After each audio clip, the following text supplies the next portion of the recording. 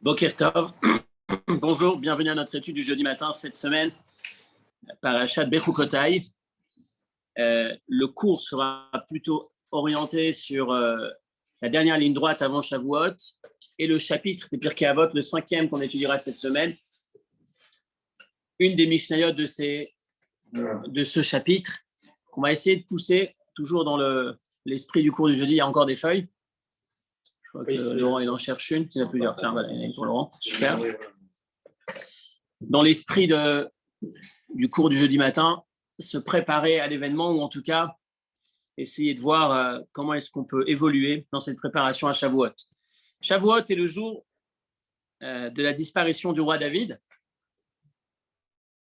On va essayer d'étudier une Mishnah dans le 5e chapitre cette semaine qui justement fait référence au roi David et on va voir sous deux angles différents, mais deux aspects opposés dans l'histoire du roi David. Pirkei Avot Perek He Mishnah Tet Zayin. Selon certaines versions, la 16e Mishnah, selon d'autres, la 19e Mishnah. Kol ha'ava shehi teluya bedavar. Tout amour, amitié, on va dire amour, littéralement, qui est teluya bedavar, qui dépend d'une chose. Batel davar betela ha'ava.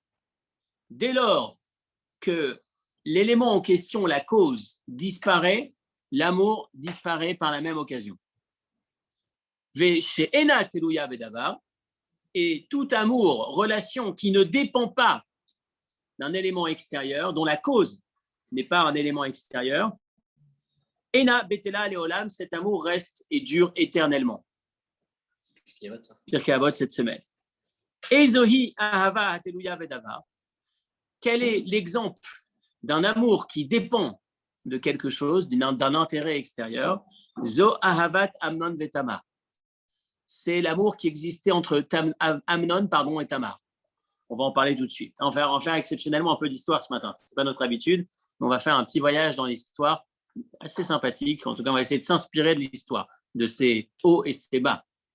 Mais chez Ena Teluya bedavar, et ce que l'on appelle l'exemple d'un amour qui ne dépend pas d'un élément extérieur, Zo ahavat David et Yonatan, c'est l'amour qui existait entre David et Yonatan.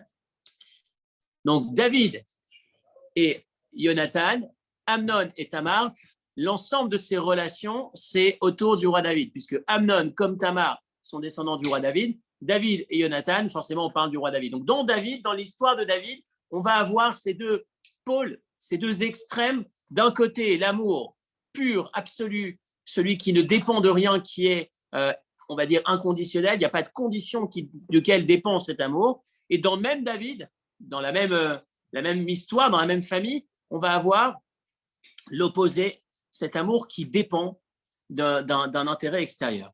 Alors, globalement, on connaît l'idée, je pense que vous avez déjà entendu ces idées, mais on va faire un peu d'histoire.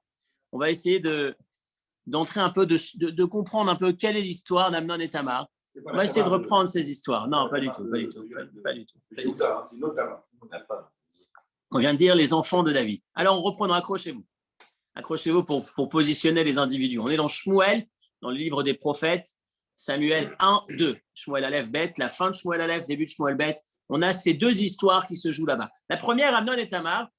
David, le roi David, va avoir un enfant. Son premier enfant s'appellera Amnon. Il est issu de Achinoam, une de ses femmes, qui va donc lui donner ce Amnon. Par la suite, David va épouser une autre femme, une femme particulière, qui a un statut particulier. On appelle ça la Eshet Yefat Toar. Vous savez, on en parlait il y a quelque temps lorsqu'on part en guerre, lorsque le peuple juif part en guerre. Il y a un commandement particulier qui nous permet de traiter efficacement, si on peut dire, les traumatismes, ou en tout cas les situations in extremis que peut provoquer la guerre. On connaît aujourd'hui le syndrome post-traumatique qu'on a découvert en particulier et qu'on a développé après la guerre du Vietnam. Ces soldats qui reviennent de la guerre et qui sont atteints de ce fameux syndrome, ce que ça peut provoquer, ce que la guerre peut provoquer. La Torah va anticiper d'une certaine manière et gérer l'individu dans cet état second que peut provoquer la guerre pendant la guerre. Et il y a tout un cadre de halachot concernant, entre autres, cette femme avec laquelle il va vouloir se retrouver physiquement pendant la guerre, une de ses captives. La Torah va dire la première relation, la rencontre, si on peut dire, la première relation est autorisée avant de parler de mariage, mais si on doit continuer, à partir de là, il y a tout un processus, 30 jours, elle reste chez lui, il attend, puis ensuite, si elle décide de se convertir et qu'ils sont toujours d'accord de se marier à ce moment-là, il va se marier, il peut pas l'utiliser comme une simple captive d'une certaine manière. Il y a une dignité à avoir, c'est pas simplement parce qu'elle est prisonnière qu'il peut faire ce qu'il veut. Il y a tout un cadre qu'on appelle le cadre de la Eshet Yefat Toar. Cette femme était la fille d'un roi, donc un roi non-juif qui s'appelait Talmi, donc Shur. Donc il y a un roi chez qui David va récupérer une fille qui va être captive chez lui et qui va épouser. Donc dans un premier temps, une première relation, si on peut dire, une première rencontre qui s'appelle la Yefat Toar. Par la suite, elle va se convertir, il va se marier avec elle. Il va avoir un premier enfant de cette première relation, Tamar. Par la suite, il va l'épouser, convertie, une fois qu'elle est convertie, et il va avoir un autre enfant qui s'appelle Avshalom. Il a plusieurs enfants, mais l'objectif, c'est simplement de repositionner. Je reprends. C'est important, les détails de ce que je suis en train de donner. Première relation, la première relation, il a Tamar. Tamar n'est pas sa fille. Pourquoi elle n'est pas sa fille? Parce que cette femme n'est pas juive à ce moment-là. Cette femme n'est pas juive. Elle est captive. C'est la fille, je recommence, David Améler va épouser en tant que captive, va avoir une relation en tant que captive avec la fille d'un roi, Talmi, un non-juif, donc une non-juive. Il va avoir un enfant avec elle. Cet enfant s'appelle Tamar. Cet enfant n'est pas son enfant. Lorsqu'un juif va épouser ou avoir une rencontre avec une non-juive, l'enfant qui naît de cette relation n'est pas considéré l'enfant puisqu'il est non-juif. C'est le principe qu'un enfant qui naît d'une mère non-juive est non-juif. Donc Tamar, ça ne s'appelle pas son enfant. Si c'était son enfant, il serait juif. La filiation, non, la mère n'est pas convertie là pour le moment, elle est non juive. Un homme qui va avec une femme non juive, voilà, on va développer un peu trop sur l'enregistrement, ça peut paraître un peu. Si vous avez une question, appelez-moi, je développerai. Un juif qui se marie avec une non juive et qui a un enfant, si je dis que l'enfant n'est pas juif, c'est que ce n'est pas son enfant. Si c'était son enfant, il serait juif.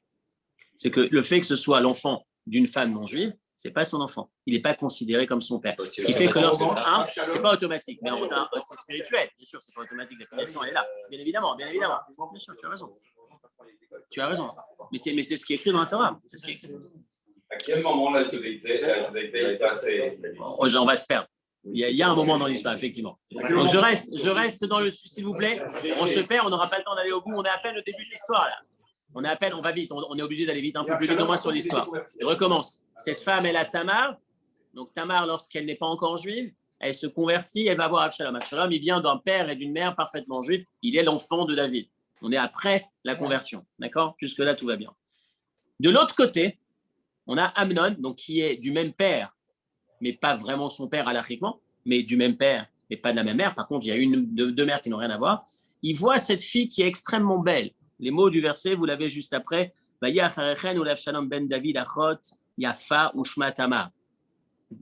Avshalom, le fils de David, il a une sœur qui est particulièrement jolie et qui s'appelle Tamar. Vaye avea, il tombe amoureux d'elle, il l'aime.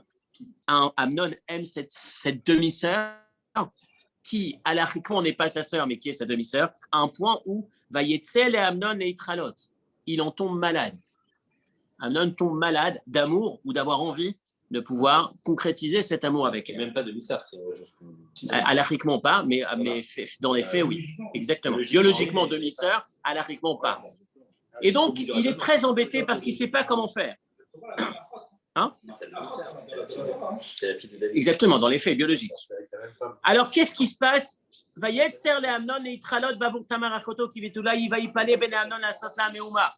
ne sait pas comment faire. Il voudrait pouvoir se retrouver avec elle, mais il n'a pas d'idée. Impossible de trouver une idée, il ne sait pas quoi faire. Il va avoir un ami un peu tordu, qui est aussi un cousin, qui s'appelle Yonadav. Yonadav va lui proposer un conseil assez habile et va lui dire « Fais-toi malade, présente-toi comme gravement malade. Et puis quand tu vas jouer le malade, tu vas dire à ton père que tu voudrais bien que ta sœur te réconforte, te prépare quelque chose. Et puis après, tu sauras faire. » Et voilà, il va jouer le malade, il est gravement malade. David se déplace, mon fils, son aîné. Amnon, il est malade, qu'est-ce qui se passe? Qu'est-ce que je peux faire pour toi? Et Amnon lui dit, écoute, si peut-être tu peux faire venir un des membres de la famille, peut-être Tamar, qui puisse s'occuper de moi, me préparer quelque chose. Et il lui dit avec plaisir, il va la chercher, elle va lui préparer des beignets. D'accord? Elle est avec lui. Et puis à un moment donné, les gens s'en vont, elle reste. Et quand il est seul avec elle, il ne peut pas manger de toute façon, il est malade. Donc les beignets, il ne les mange pas. Mais il lui avoue ce qu'il a pour elle. Et il essaye de la pousser à lui expliquer qu'il voudrait concrétiser ce qu'il porte comme sentiment pour elle. Elle va lui expliquer qu'on ne fait pas une chose pareille. Et que si tu veux, on peut aller voir papa, David, et négocier avec lui qu'on se marie, puisqu'on peut se marier. Mais en tout cas, faire d'une manière spontanée, comme tu souhaites, aller au bout de tes idées sans aller dans un processus plus raisonnable, ça ne se fait pas. Ça ne se fait pas dans le peuple juif. Ça ne se fait pas dans la dynastie royale. Nous sommes des princes, des enfants du roi. On ne peut pas faire une chose pareille. Il n'a rien entendu. Il est parti jusqu'à le faire de force, la forcer, la violer. Immédiatement après l'avoir fait, il demande à ses serviteurs de la faire sortir. Il la jette dehors. Il ne veut plus du tout la voir. Et le verset va dire un mot très difficile, verset numéro 15. Il va la détester d'une haine particulièrement grande. Il va la détester encore plus que ce qu'il l'aimait avant d'avoir réalisé son projet. Va lui dire pars, va-t'en. Ouais. À la suite de ça, écoutez la fin de l'histoire, on va aller vite parce qu'on va se perdre. À la suite de ça,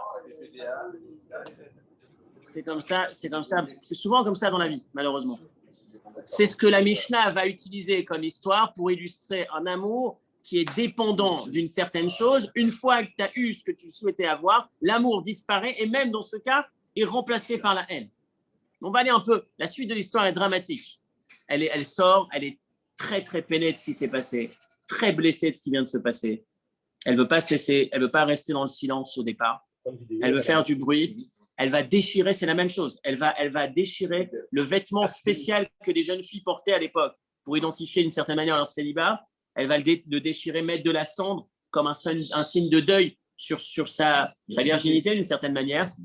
Elle va pas accepter une chose pareille. Sachez que le roi David avec son tribunal, va inventer à ce stade les lois du Yichoud, l'interdiction de s'isoler avec une jeune fille, ou un jeune homme avec une jeune fille, ou un homme avec une femme, même s'ils ne sont pas interdits l'un à l'autre.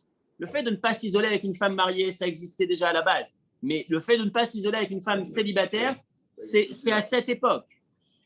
Pour mettre une barrière, ce n'est pas possible. Imagine-toi une princesse qui appartient à la famille royale, elle n'est pas protégée. Alors, qui est-ce qui peut être protégé? Donc, ça va faire ça va secouer l'histoire. Ça va secouer la population de cette époque. Et son frère Avshalom qui est son frère, rappelez-vous, son vrai frère, va dire à sa sœur, tais-toi, je m'en occupe. Ne fais pas de bruit, je m'en occupe. 2 ans plus tard, on arrive à la fête de la tonte. Il y avait à un moment donné une fête où on allait tondre les animaux ensemble. C'est un moment qui était fêté, la famille vient, les amis viennent, et puis on boit un peu, on fait un peu les chaim, et Avshalom va être là-bas avec ses serviteurs. Et lorsqu'Amnon sera là-bas et qu'il aura bu un peu trop, Avshalom va faire un signe à ses hommes pour qu'ils le tuent. Et il a été tué à ce moment-là, c'était sa manière de venger sa sœur. Donc le roi David se retrouve maintenant avec une fille violée et un fils mort. Avshalom s'enfuit parce qu'il sait que son père risque de lui en vouloir d'avoir tué son frère. Avshalom s'enfuit chez qui? Chez son grand-père. Rappelez-vous qui était son grand-père? Le père de Maacha, je n'ai pas cité le nom de la femme, Talmi, le roi non-juif. Donc il va se retrouver chez son grand-père. Pendant un certain temps. Ensuite, il va revenir parce que David va vouloir le faire revenir, mais il ne va pas être bien. Il ne va pas être bien avec David. Il va commencer à embêter David. Il va combattre David. David va devoir s'enfuir. Avshalom va créer un soulèvement contre son père. Il va faire des choses abominables à Yerushalayim. Il va humilier son père de manière terrible. Et la fin de l'histoire, c'est qu'il y a une guerre entre David et Avshalom. Yoav, le chef des armées de David, va éliminer Avshalom. Donc c'est ça l'origine de la fin de l'histoire. C'est pas l'origine. J'essaie de regarder. C'est pas l'origine. Je crois que c'est une suite. C'est une suite. C'est au retour de chez son grand-père. Je pense. Encore une fois, j'ai pas creusé suffisamment l'histoire, mais je pense pas que ce soit lié directement. Au retour de chez son grand-père, il est là, il commence à chercher, et je pense que c'est là où ça vient. Quoi qu'il en soit, la fin de l'histoire, ce que je voulais dire, c'est que la Mishnah utilise cette histoire pour illustrer une relation qui dépend de quelque chose. Et donc, cet amour aussi important qui existait avant est remplacé par la haine, parce qu'à partir du moment où la cause disparaît, l'amour disparaît. Le contraire, le pendant de cette histoire, l'opposé, c'est David et Jonathan, toujours dans la même famille. C'est David qui va être ami de Jonathan. Jonathan, le fils de Shaoul, le roi à cette époque, le roi en place, il va être son ami alors qu'il n'y a absolument aucun élément qui sous-entend, qui soutient. Il n'y a pas une cause à cet amour, puisque, rappelez-vous, Jonathan est le fils du roi Shaoul en place. David est emmené en étant copain avec Jonathan, tout en étant copain, il est emmené à remplacer, à prendre la place de Shaoul, alors qu'en vérité, celui qui devrait prendre la place de Shaoul, c'est Jonathan. Donc le roi Shaoul va dire à Jonathan, mais t'es dingue, tu es ami avec cet homme qui est en train de te tuer, qui est en train de te prendre ta place. Comment tu peux continuer à avoir cette amitié? Et malgré tout, le texte est extraordinaire. Chez moi, Aleph, U13, messieurs, ou ceux qui sont sur le cours en ligne, si vous pouvez couper le téléphone, le micro, s'il vous plaît.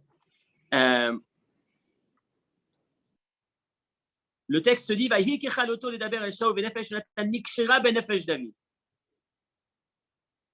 l'âme de Jonathan était liée, était attachée à l'âme de David. Jonathan aimait David comme ce qu'il s'aimait, comme sa propre âme. Jonathan et David, ils ont créé une alliance tellement ils s'aimaient. Le verset va dire lorsque David va assister aux funérailles, à l'enterrement de Shaoul, son beau-père, et Jonathan, les deux vont mourir dans une guerre avec les Pélishtim, avec les Philistins. Il va prononcer cette oraison, ce texte, il va dire Sarli alecha achi Jonathan. Mon frère, Jonathan, mon frère pas biologique, c'était pas son frère, mais mon frère, mon ami, comme mon frère. J'ai tellement de peine de te voir comme ça. Na'am tani meod niflatra avatrani me avat nashim. L'amour qui nous liait, l'amour que je te portais est plus important que l'amour que Dieu a créé avec sa puissance qui peut exister entre un homme et une femme. Il l'aimait très fort. Cet amour qui dépendait d'absolument rien, il n'y avait pas une cause et ça va rester éternellement. Donc voilà l'histoire de la Mishnah. La Mishnah qui nous parle de deux sortes d'amour qui existent, l'amour conditionné, l'amour inconditionnel et l'un qui est pas fait pour durer. Dès que la cause disparaît, l'amour disparaît, l'autre qui est fait pour durer. Puis enfin, troisième élément, l'histoire, la preuve, l'illustration, David et Jonathan, Amnon et Tamar. Fin de cette Mishnah. Jusque-là, tout va bien, sauf que, allez, comme d'habitude, une fois qu'on a étudié cette Mishnah, on s'interroge. 3 questions sur cette Mishnah. Premièrement, quel est le but de cette Mishnah? Nous informer qu'il existe 2 formes d'amour? Ok. Est-ce que vraiment, quel est l'intérêt de la Mishnah? L'amour inconditionnel, comprendre qu'il y a la condition.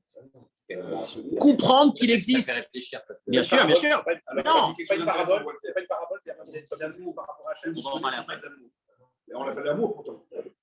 Non, tu crois que c'est de l'amour. Encore une fois, la Mishnah te présente. Ce qui est intéressant dans cette Mishnah, c'est le modèle de la Mishnah. La Mishnah te présente. On a l'impression qu'elle est informative. Elle est là en train de te présenter. Il existe 2 sortes d'amour sur Terre. Mais le problème, c'est que la Mishnah, Pirkei Avot, n'est pas là pour te donner des informations sur l'univers. La Mishnah est là pour te dire Mile de Chassiduta. Si tu veux être quelqu'un de pieux, si tu veux t'améliorer, voilà ce qu'il faut faire. Là, on ne t'a pas dit quoi faire a priori. En apparence, on te présente 2 modèles. Si le sens de la Mishnah, c'est de te dire il ne faut pas planter ton ami, ça, c'est une mitzvah de la Torah, tu n'as pas le droit de planter ton ami. Si le sens de la Mishnah, c'est de dire ne vole pas, ne triche pas, ne mens pas, ok.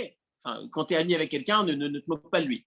Ça, je suis d'accord, je l'entends, mais ce n'est pas ce que la Mishnah dit. La Mishnah te dit sache qu'il existe, kol ahava, tout amour qui dépend, l'élément la cause disparaît, l'amour disparaît. Est-ce que c'est simplement informatif? On sait que cette Mishnah, comme toutes les Mishnayot, ne sont pas là que pour transmettre des informations, mais plutôt des indications. Comment faire? Quel est l'enseignement que cette Mishnah veut te donner? Deuxième question, au fait, quel est le chidouche? Quel est le plus? Quelle est l'invention? Quel est le point intéressant que la Mishnah nous permet de découvrir? Je te dis que tu prends ta veste, tu l'accroches à un cintre. Ce cintre, tu l'accroches à un clou. Tant que le clou est là, la veste tient. Le clou tombe, la veste tombe. Bravo. Ça paraît évident, non? Si je cite, je lis la Mishnah. Quel est le chidouche? Quelle est la nouveauté? Quel est le point, à part attirer notre attention? Et encore, qu'est-ce qu'il y a de spécial dans cette Mishnah? Quel est le point nouveau qu'on découvrait enfin?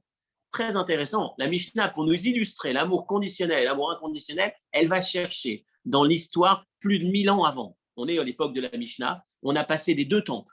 410 ans le premier temple, 420 le deuxième, entre les deux, l'exil. La période d'exil, je crois que c'est 70 ans entre les deux. On est à près de plus de 1000 ans entre ces deux périodes. Parce que pour trouver un exemple d'amour conditionnel ou d'amour inconditionnel, il ne suffisait pas de parler à l'élève de la Mishnah, lui dire, au fait, tu vois, hier, avant-hier, ton copain, ton père, son copain, il a un partenaire dans le business. Tu sais pourquoi il s'aime? Parce qu'il a un intérêt chez lui. J'ai besoin d'investisseurs dans ma boîte. Tant qu'ils sont là pour investir, je les aime. Le jour où ils veulent me manger ma boîte, je les aime plus. C'est logique. Par contre, un père et un fils, un homme et une femme, ils s'aiment vraiment. Il n'y a pas de condition. Je t'aime pour ce que tu es comme tu es, pas pour ce que je prends, pas pour ce que je te retire. Un peu comme l'histoire que vous connaissez, qu'on attribue, que je cite tout souvent et que je cite encore en ce moment, quand on parle du mariage. C'est très intéressant de réfléchir dessus.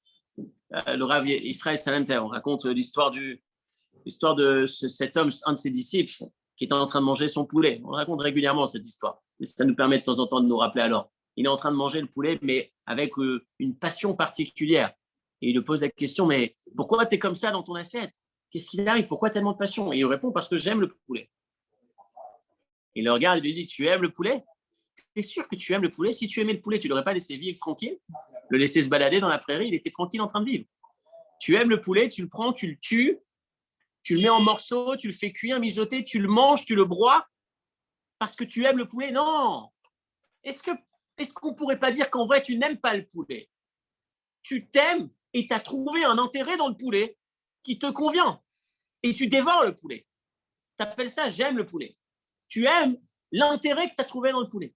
Donc, je reviens à ma question. Pour aller trouver l'exemple d'une amitié, d'un amour inconditionnel ou conditionnel, mais il y a ça tous les jours dans l'univers de l'enfant qui étudie la Mishnah. Je dis l'enfant, parce qu'on nous dit la Mishnah, c'est théoriquement Ben Esther, à 10 ans, on connaît la Mishnah. C'est dans les fameux plateaux, paliers, à 5 ans, le Chumash, etc., etc. À 10 ans, on étudie la Mishnah. L'enfant, il entend parler d'amour inconditionnel, d'amour conditionnel. Pour lui trouver une illustration, le maître de la Mishnah, la seule illustration qu'il trouve, c'est 1000 ans plus tôt. Mais qu'est-ce qu'il y a dans cette histoire de particulier? Pourquoi tu remontes 1000 ans plus tôt chez David et Jonathan, Amnon et Tamar? Reste dans l'environnement de l'enfant, dans l'environnement de l'homme qui étudie la Mishnah à l'époque de la Mishnah. Et tu vas trouver tout un tas de relations intéressées et tout un tas de relations, ou en tout cas un peu moins, qui ne sont pas intéressées. La filiation, l'amour justement dans la famille, l'amour, le véritable amour. Le père avec un fils, il n'y a pas d'intérêt a priori, on va en parler.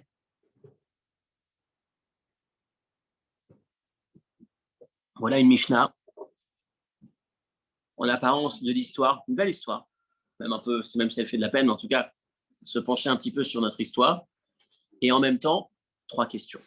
Première question, quel est le sens, l'intérêt de la Mishnah? Deuxième, quelle est la nouveauté, l'invention, le chidouche? Troisième, pourquoi chercher 1000 ans plus tôt pour l'illustrer, alors qu'on a, a priori, tous les jours des exemples de relations conditionnelles. Et donc, on va aller ensemble dans deux voies aujourd'hui. Très beau texte. En tout cas, l'objectif, comme d'habitude, c'est, vous savez que depuis la semaine dernière, je l'ai exprimé clairement, le mot clé. Shabbat dernier, on disait, le mot clé autour duquel toute la vie est censée tourner, c'est avoda, travailler, bosser, se travailler, se dépasser. Donc, on va essayer de tourner encore autour de ce mot en étudiant cette Mishnah. On va voir que la Mishnah n'est pas là effectivement que pour nous raconter, nous informer. Mes enfants, messieurs, mesdames, sachez que sur Terre, il existe 2 types d'amour. On n'est pas là pour ça. On est là pour nous orienter. On est là pour nous pousser vers un effort, vers un travail, une prise de conscience, attention, et enfin, une réalisation, un dépassement. On revient maintenant à la Mishnah. En 1973, Bechukotai, le Farvagen de Shabbat, le Rabbi reprend ce texte et il va attirer notre attention sur une anomalie apparente. Bonjour. Une anomalie apparente dans le texte, mais bien évidemment qui n'en est pas une. Le détail du mot, quand on s'arrête sur le mot choisi par la Mishnah, on va voir qu'il y a un mot qui est bizarrement choisi, et on va voir que dans ce mot se cache la piste de réflexion. Première approche du cours, deuxième approche, le Maharal de Prague, on lira à la fin, qui reprend la même idée, mais dans une dimension différente qu'a cité Patrick tout à l'heure, dans la relation à Dieu. On va déjà reparler dans les relations humaines, et ensuite la relation à Dieu.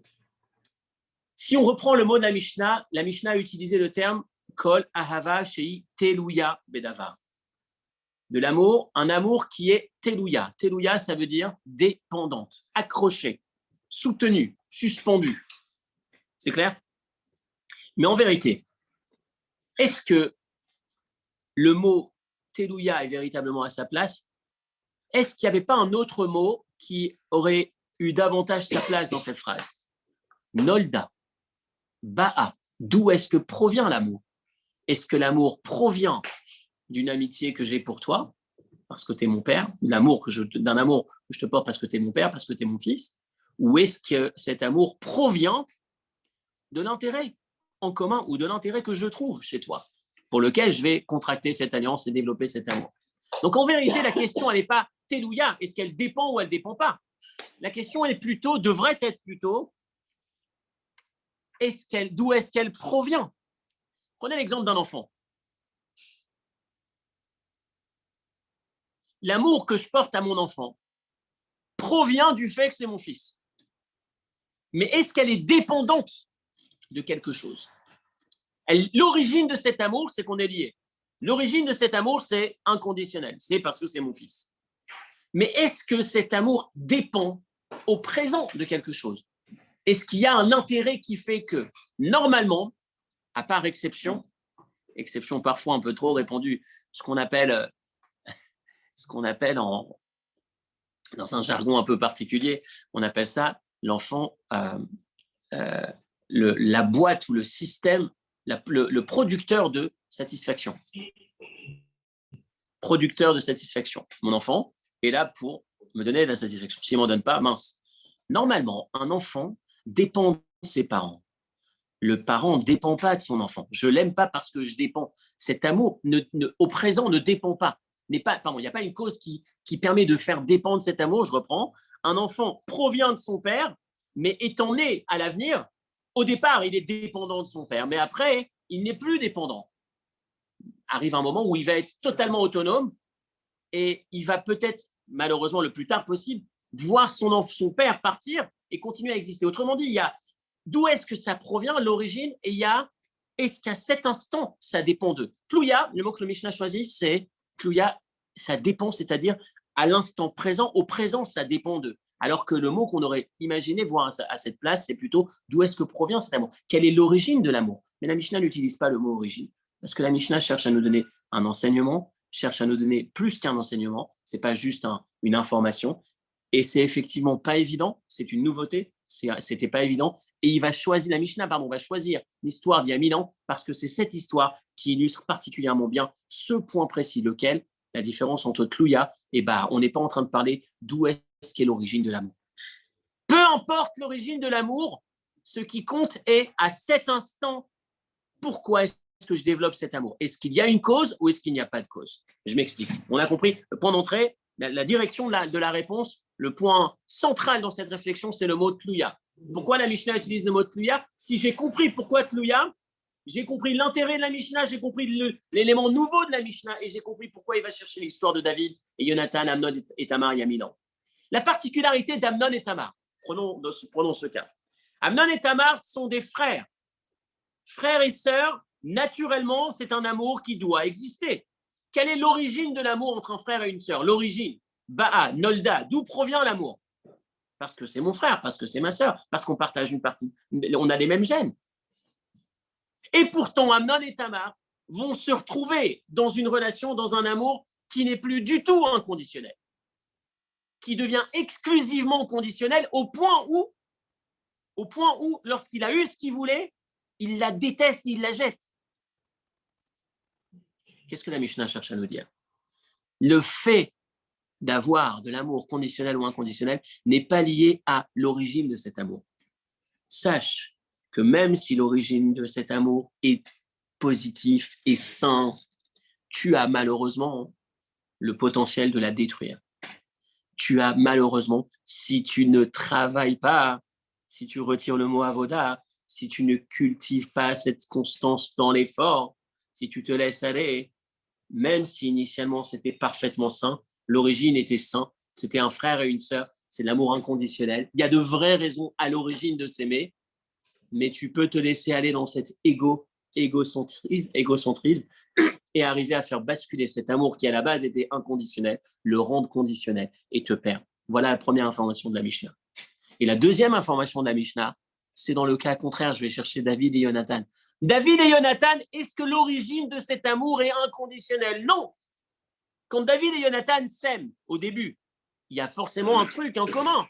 David a trouvé quelque chose chez Jonathan, Jonathan a trouvé quelque chose chez David. Au départ, le point de départ, ce n'est pas des frères et sœurs. Il n'y a pas de lien familial entre les deux. Au contraire, il y a peut-être même des raisons de se séparer. Il y a un qui constitue une menace pour l'autre. Le point de départ n'existe pas. Mais ils vont arriver à le cultiver, à voda, à travailler. Et ils vont arriver à ce niveau d'amour inconditionnel. Alors que l'origine n'était pas inconditionnelle. Et c'est ça ce que la Mishnah cherche à nous enseigner. Ne te conforte pas. Ne t'appuie pas simplement sur l'origine de l'amour. Ne te dis pas, c'est mon père, c'est mon fils, naturellement ça ira. On s'aime, on s'aimera toujours, c'est intouchable. Non, non, non, c'est tout à fait touchable. Même si initialement c'était inconditionnel, ça peut se perdre. Malheureusement, qu'à Dieu ne plaise, on assiste parfois à des scènes où un père va dire à son fils, t'es plus mon fils, ou un fils va dire à son père, t'es plus mon père. Où il y a des tensions, où il y a de la guerre, des gens, des frères et des sœurs qui ne se parlent pas. D'où ça vient? Pourtant, c'était inconditionnel, l'origine était inconditionnelle. L'origine de cet amour était sain. C'est un frère, une sœur, c'est un père, un fils, c'est même un couple dans un sens. C'est censé maintenant, enfin, le couple, c'est à la base, c'est le contraire. À la base, c'est pas inconditionnel. Mais en tout cas, comment est-ce qu'on peut en arriver là? La réponse de la Mishnah, c'est pas l'origine qui compte, c'est le présent, c'est Tlouya. Est-ce qu'au jour le jour, tu travailles pour faire en sorte que ce soit véritablement inconditionnel, ou est-ce que tu te laisses aller? Parce que si tu ne travailles pas, tu vas forcément te laisser aller. Et parfois, tu peux en arriver à cet extrême. Parfois, parce qu'initialement, c'était inconditionnel. Tu souffres davantage quand tu perds, quand tu es atteint dans cet amour, parce qu'il y a des traumas, parce qu'il y a des difficultés dans la vie. Et après, tu peux en arriver à cette rupture. Pourtant, un peu comme Amnon et Tamar. Amnon et Tamar étaient frères et sœurs. Il y avait toutes les raisons du monde pour qu'ils puissent s'aimer à l'origine. Mais malheureusement, on se laissant aller. On est à la recherche de l'intérêt. Et on se perd. Et on peut retrouver ça dans la famille, malheureusement. Amnon et Tamar, c'était de l'amour, effectivement, qui était au départ un amour inconditionnel, qui est devenu un amour conditionnel. Exactement. Alors, tu dis que David et Jonathan, c'est l'inverse. C'est l'inverse. C'est-à-dire que c'est un amour conditionnel au départ? Parce que tu es obligé, c'est très intéressant ce que tu dis. Est-ce que tu crois qu'il est possible d'avoir deux individus étrangers qui s'aiment de manière inconditionnelle, spontanément? Ça fait peur.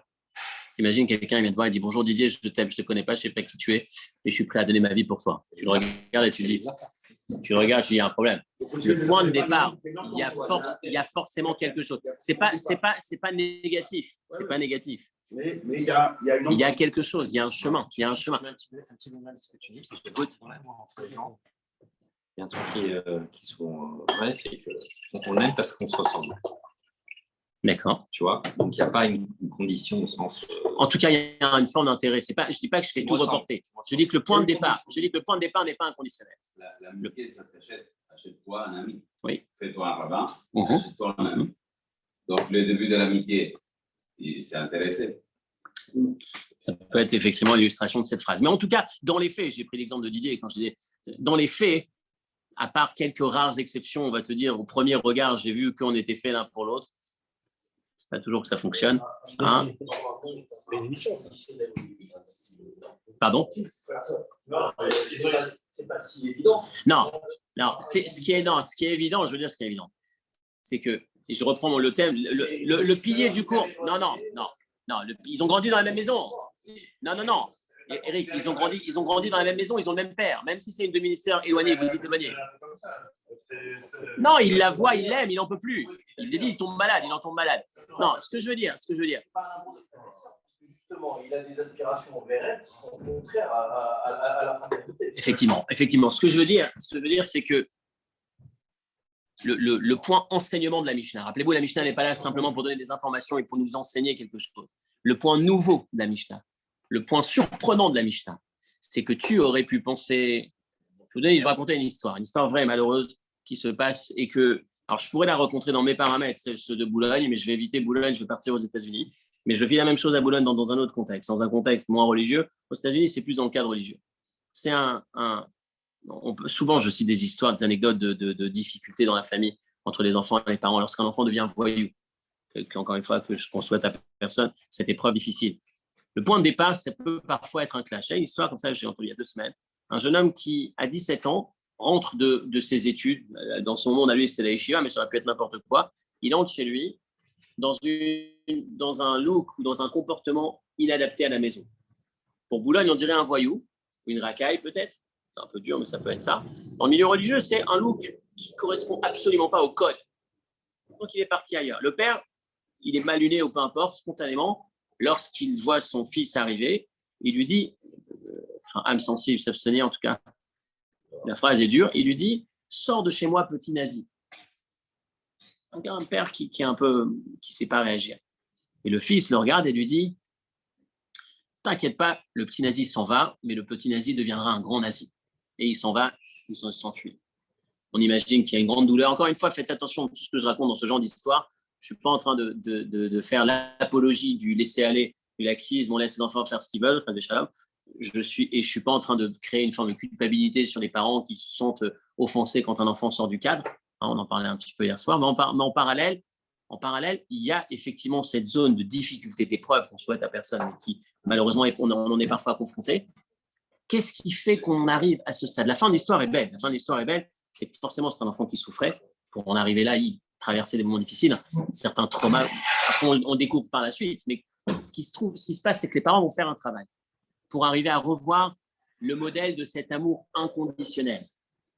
Et à la fin, ils vont se retrouver toujours dans cette séparation, à essayer, à envoyer cet amour, à manifester cet amour inconditionnel, au point où l'enfant, quelques années plus tard, va dire « Si vous n'étiez pas là avec l'amour que vous m'avez donné, ça fait longtemps que je me serais supprimé. » Il traversait des moments très difficiles, comme n'importe, en vérité, comme si on regarde globalement, il n'y a pas un jeune, je vous racontais il y a quelque temps, ce professionnel, ce thérapeute qui a rencontré plus de 30 000 jeunes et qui va répondre, sur ces 30 000, je n'ai jamais rencontré un dans les situations d'échec dans lesquelles il était, qui n'avait pas eu un traumatisme ou un abus, qui n'avait pas subi un abus à un moment donné dans son parcours. Attention, je répète, parce que quand les parents écoutent ça, ils se disent « Ah, si mon fils travaille des trucs, c'est que je dois culpabiliser, c'est de ma faute. » Non, je suis en train de dire que c'est un fait.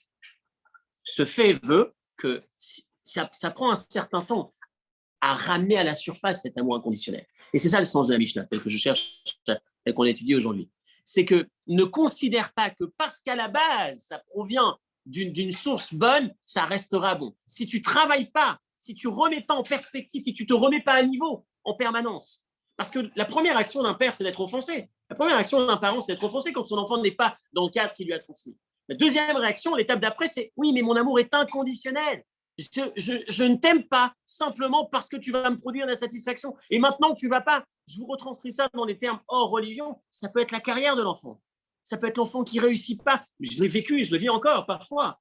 Un jeune qui ne réussit pas professionnellement, qui n'a pas réussi à obtenir son diplôme, qui n'a pas réussi à décrocher son job et qui enchaîne des jobs qui ne sont pas à la hauteur socialement, même s'il est heureux dans ce qu'il fait, il ne donne pas de satisfaction au père ou aux parents, et les parents vont lui renvoyer cette sensation d'échec. C'est le nombre de fois où les thérapeutes vont dire, la première conversation que j'ai eue avec les parents, je me suis tout de suite aperçu qu'en vérité, il me parlait des études qu'il n'avait pas pu terminer.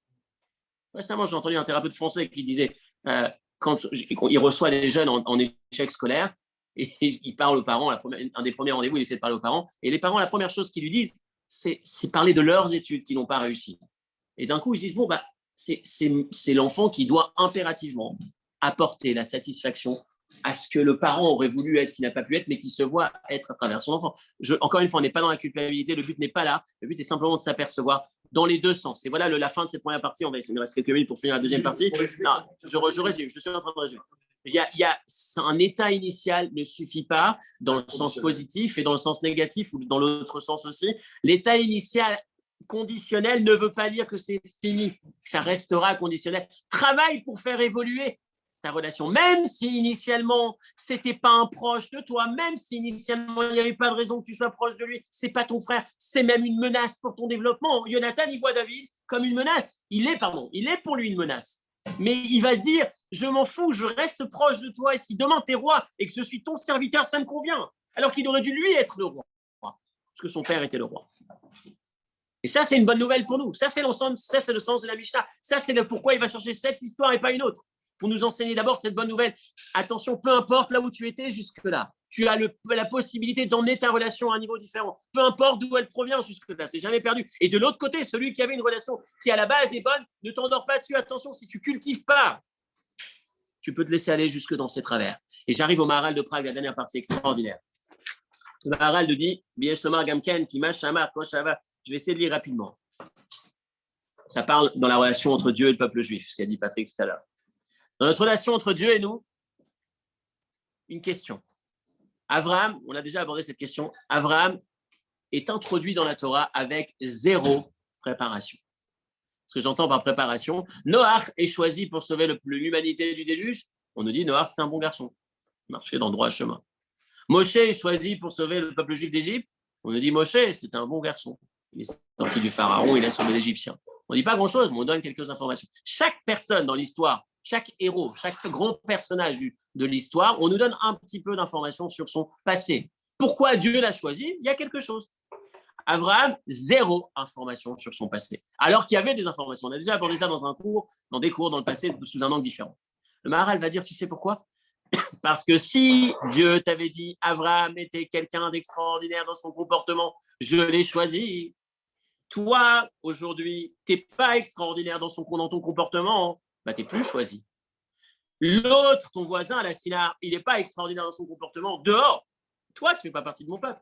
Moi, je fais partie du peuple d'Abraham. Abraham a bossé, je bosse. Toi, tu ne bosses pas dehors. Tu n'es pas choisi, tu ne fais pas partie du peuple. C'est la raison pour laquelle Abraham, on n'a rien sur lui avant le début de l'histoire. Abraham a été choisi. Pourquoi? Pour rien. C'est inconditionnel. Tu peux vivre ta vie de manière déconnectée. Tu restes connecté. Cet amour n'est pas conditionné à un comportement. Ce n'est pas ton comportement. Ce n'est pas Dieu qui dit tu me procures la satisfaction. Allez, t'es mon fils. Expression du Talmud dans Kiddushin, la page 36. Ben kach ou ben kach, banayem. Quoi qu'ils fassent, c'est mes enfants. Qu'ils fassent le bien ou qu'ils ne fassent pas le bien, je ne peux pas les remplacer, c'est mes enfants. C'est mon enfant. Et rappelez-vous, un père peut arriver à se tordre, se perdre, s'il ne cultive pas. Et se dire, c'est mon enfant que s'il m'apporte cette satisfaction. Kadosh Baruch Hu, non.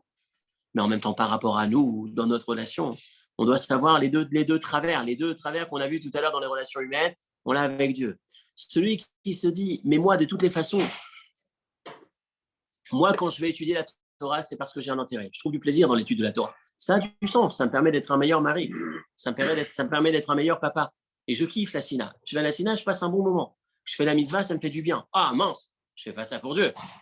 On va lui dire non, mitor shelo lishma balishma. Continue à faire, tu évolueras. Dans ce que tu fais, de toutes les façons, il y a ce lien qui s'exprime. Continue à faire. Par contre, il y a le pendant de l'autre côté. Celui qui dit, moi, ça y est, je fais les choses parfaitement bien. Maintenant, je peux demander à Dieu. Je suis dans l'attente de quelque chose de cette relation. Je suis dans l'attente de quelque chose. Dieu devrait me donner. Je suis dans une relation, j'appelle abusée dans ma pratique du judaïsme, où je suis. C'est vrai qu'initialement, cette relation est inconditionnelle. Mais je me perds si je ne travaille pas convenablement. Je me perds et je commence à me mettre à juger les autres. Je commence à me dire que je suis en mesure d'attendre que je demande aux autres d'intervenir. C'est valable dans le couple, c'est valable dans la religion, c'est valable entre parents et enfants. Cette Mishnah, elle touche à toutes les relations. Quelle est la philosophie que j'ai dans ma relation? Si je suis en permanence dans des attentes, même si c'était costaud au départ, ça peut se dégrader.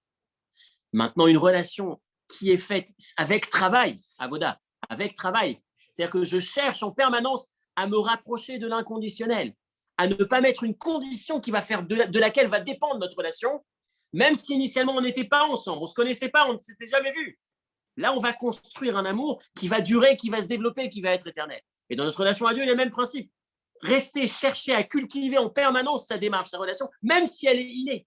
Même si elle est innée, j'ai besoin de la développer. Si elle est forte, j'ai besoin de la développer toujours dans cette direction. Et si je sens que je n'y suis pas, c'est pas pour ça que je peux pas donner du sens à cette relation. C'est pas pour ça que je peux pas m'engager, me rapprocher. Je pourrais arriver à développer cet état de lien inconditionnel qui existe dans l'absolu.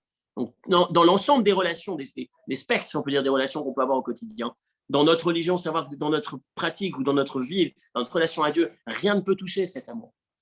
Mais en même temps, la nécessité de travailler pour cultiver, pour que ce soit bien fait. Oui. Il y a une différence dans ce que tu dis entre l'inconditionnel et le conditionnel. C'est-à-dire qu'en fait, dans l'inconditionnel, c'est ton travail à toi qui te permet de maintenir et développer. Dans le conditionnel, c'est un travail à deux. Parce que tu as beau travailler sur ce que tu dis, si tu n'as pas le retour de l'autre. C'est possible, ça peut pas c'est fonctionner. possible, mais si tu attends que le retour de l'autre, Non, tu redeviens dans le t'entends pas, conditionnel. t'entends pas, mais tu C'est ça que je peux dis. pas En fait, c'est effectivement, c'est-à-dire que d'abord, dans un premier sens, tu as raison, mais en vrai, peut-être pas complètement. C'est-à-dire que c'est vrai que lorsqu'on parle dans une, le mot du cours pour pas perdre l'idée principale, c'était la différence entre d'où est-ce que ça provient et où est-ce que je la fais exister au quotidien. Voilà le mot clé. Ça provient, peu importe d'où ça provient, l'essentiel c'est au quotidien à quel niveau je place cette relation. Tlouya dépendant. Est-ce qu'aujourd'hui c'est conditionnel ou inconditionnel? Peu importe le passé de cette histoire. Et là tu ajoutes, si le passé n'était pas présent, si c'était à la base, il n'y avait pas de raison qu'on s'approche, c'est difficile à partir du conditionnel d'arriver à l'inconditionnel s'il n'y a pas une partie en face. Normalement, si tu travailles vraiment pour passer du conditionnel à l'inconditionnel, logiquement, je pense dans la majeure partie des cas, à part l'exception, peut-être la pathologie, c'est difficile d'imaginer que la personne qui est en face ne renvoie pas cette approche-là. En tout cas, dans le couple, je l'utilisais dans le couple, puisque le couple initialement, c'était deux inconnus. Lorsque l'un travaille et va dans cette direction, sauf pathologie, il y a effectivement quand l'autre est trop engraissé, si on peut dire, enfermé dans cette égocentrisme, dans cette dépendance, dans cette conditionnelle, que l'aspect conditionnel, normalement, le fait que l'un s'engage véritablement, profondément dans ce travail vers l'inconditionnel, c'est-à-dire je t'aime toi et pas moi, ou en tout cas, je ne cherche pas à mettre en avant, je ne cherche pas à chercher l'intérêt, mais surtout à manifester l'amour. On en parlait, l'approche, la différence entre l'amour et le respect, etc., etc. À ce moment-là, ça doit déclencher, ça doit pouvoir déclencher. Mais en tout cas, le mot de cette Mishnah, là où on a cherché à l'emmener aujourd'hui, c'est surtout mon approche à moi, le travail que je cherche à faire. Les gammes ne sont pas trop jouables. Et effectivement, et il y a malheureusement, effectivement, il y a un aspect qu'il ne faut pas éliminer, c'est l'enfance, c'est l'adolescence, c'est la vie, le passé de l'individu, quand il y a des dégâts qui ne sont pas trop graves, quand il y a des problèmes d'attachement. Aujourd'hui, la psychologie est à fond dedans. Quand un enfant a manqué d'attachement, de lien, ou quand il a eu des relations, un attachement qui était abusé, qui était abîmé, il a besoin effectivement de se sentir en sécurité personnellement pour ensuite pouvoir se donner ou aimer l'autre de manière inconditionnelle. Effectivement, la partie conditionnelle du départ, l'intérêt, c'est-à-dire au moins sa sécurité. S'il n'y a pas de sécurité, de stabilité dans ce que je vais pouvoir retirer, je vais avoir beaucoup plus de difficultés à passer, à faire évoluer du conditionnel à l'inconditionnel. David et Jonathan, il y avait forcément des individus sains d'esprit, sains dans le sens sans trauma, sans blessure profonde. Et effectivement, d'où l'intérêt de travailler, d'identifier ces éléments et de travailler dessus. Mais en tout cas, le sens de cette Mishnah, c'est là où je voulais vous emmener aujourd'hui avec cette préparation à Shavuot en utilisant l'histoire du roi David dans ses différents aspects, différents extrêmes de l'histoire du roi David, c'est prendre conscience que cette notion de avoda, de travail, elle est présente dans toutes les facettes de la vie. Travailler signifie, dans ce que je cherche à dire, travailler signifie être capable de ne jamais considérer les éléments comme acquis. C'est pas parce que ça provient de l'inconditionnel ou ça provient d'une bonne base que ça restera. C'est mon fils, ça devrait être bien. Non, il y a beaucoup de parents qui vont abuser, malheureusement, à cause de souffrance ou peu importe. Si je travaille, si en permanence j'ai conscience que c'est pas acquis, là, je peux continuer à maintenir cet inconditionnel. Et de l'autre côté, c'est pas parce qu'à la base, c'est conditionnel, ça peut pas évoluer à partir du moment où j'ai conscience que j'ai à cultiver, que j'ai à travailler. Donc, c'est une leçon d'espoir et en même temps d'exigence de soi, de travailler pour arriver à faire monter notre relation à ce niveau-là. Shabbat Shalom et à la semaine prochaine. Ciao.